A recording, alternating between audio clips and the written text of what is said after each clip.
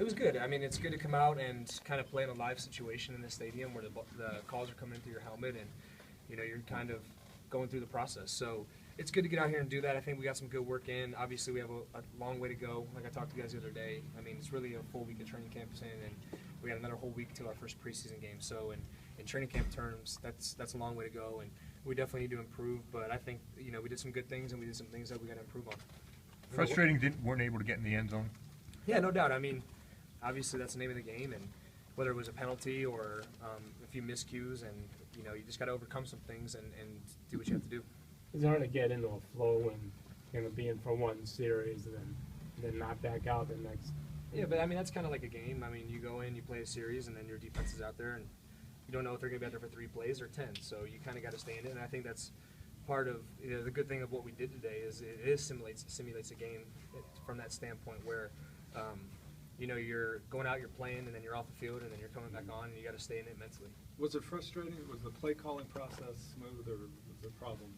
No, it was good. I mean, you got to remember, this is probably our first time doing something like that where we're out on the field and the coaches aren't right behind us, and you can't, double check with them. So, we're learning how Kyle calls plays and how it sounds in the helmet, and he's learning how we react to him too. So, it's a learning process, and you just take it and build on it. And like I said, there's some good things. There's also some bad things, and you watch the film and correct them, and hope you don't make the same mistake twice. Does this give you a little bit of a taste of what the first preseason game will be like next week? Yeah, I think so. I mean, you got to remember, really, we call this a scrimmage. I think it was more of a practice. It was unscripted practice. So, we didn't have a call sheet. We didn't, talk things over. We kind of just went off the sleeve or the cuff of our sleeve or whatever, and it's just good to react. I think that's the best thing is you want to see how people react in a situation where they haven't studied the script the night before, and do they know the play? Do they know how to run a route? Do they know what the block is? Same thing for the defense. Are they good on their blitzes? So I think the other thing is we always got to remember is how good our defense is, and it can be frustrating at times, but in the back of your mind you got to know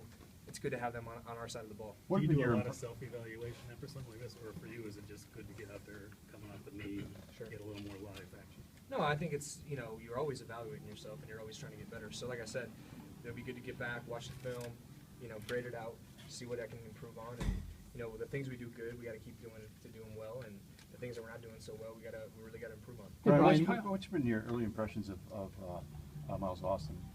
Miles has been great. I mean, when a guy who he's been to the Pro Bowl, he comes in, he knows how the game is played, he knows how to approach everything.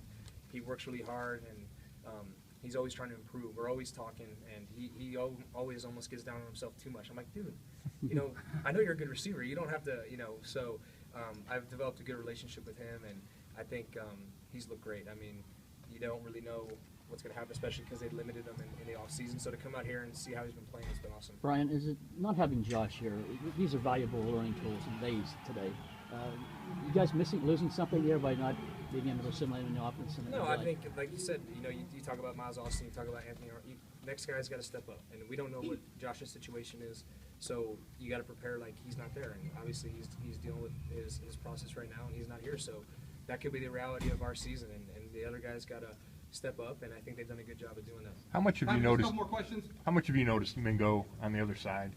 He had that big to the return. Do you sure. like? Well, I would have tackled him first of all. I wasn't working in the scrimmage, but he's definitely. He seems to be around the ball a lot. He's so fast and so long, and his arms are, down to wherever they go, and his hands are up there. I mean, I know he didn't bat the ball, but he catches it and he takes off, and he's running 4.5 down the field. I mean, it's nice to have a guy like that who can also come off the edge. I know there's a few times where I rolled out and he was right there. So it's good to see him make a jump from his rookie year to the next year, and I think he kind of knows what it takes now. He's 1 year in, and obviously all the physical talent in the world is there. So like I said, it's frustrating sometimes, but it's good to know that those guys are on our team.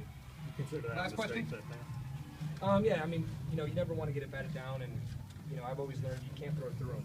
So sometimes you got to find a window and maybe throw it around them. I think that's a common misconception is when balls get batted, it's because guys are short or they have a high release point. I think I probably have one of the highest release points in the league, but sometimes it doesn't matter where your release point is. You got to find a window to throw it around them, and it's definitely tough because I think he was pretty much wide open to go out the middle of the field. So it's definitely something that you got to work on, and it's a feel and being in the pocket, and no matter what, it's on you because you can't throw it through guys.